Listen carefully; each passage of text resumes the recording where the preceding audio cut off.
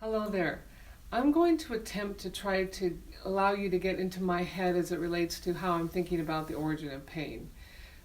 And it's complex, and I'm certainly not going to get to all of it, of course, but just a broad brush. So when someone comes in with back pain, first of all, I think, is there restriction or adhesion stiffness of their joints? Is there some osteoarthritic challenges in the joints so it's stiff? Do we need to do something specific for that? Often the answer is yes. So you need to mobilize and manipulate joints, opening them up.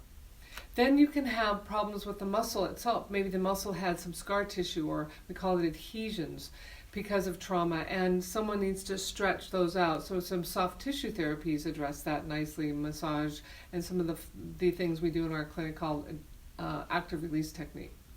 Now you can have a person whose pain is literally because they're just weak. They haven't exercised properly. Or they're maybe not even bending or moving or sitting or standing properly, and they need to get those muscles that do that working. So we have a movement specialist that's what they're trained to do, is to help you identify where you're working funny or where you're not working well enough and what you need to get stronger.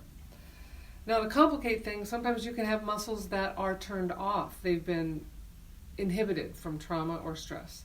And there's a technique we use here in the clinic called advanced muscle integration technique, and that helps to reboot your computer to get that muscle working again. It's not that it's weak, it's just not connected properly to the brain. Then conversely, you can have a situation where the muscle is turned on and it needs to be turned off. The brain needs to control these muscles in order to protect the joints, and there's something called strain counterstrain that we're trained to do that mitigates some of the stress around that as well. Okay, now there's a whole other issue called inflammation. It might be actually the foods you're eating or not eating that is the cause of some of your ongoing inflammation. So we need somebody who can address the nutritional part.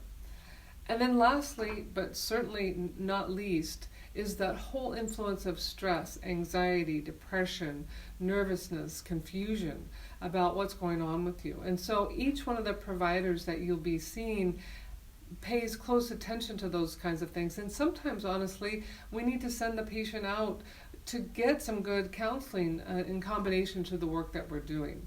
So my job as you come in for your first visit is to step back and see, where do you fit in this scenario and what is best going to serve you. And then of course all the providers that are treating you, at the end of every session we sit down and talk about you in that regard, so we'll make sure we're all on the same page. We'll keep you posted on what we think is going on with you, of course. Thank you for your time.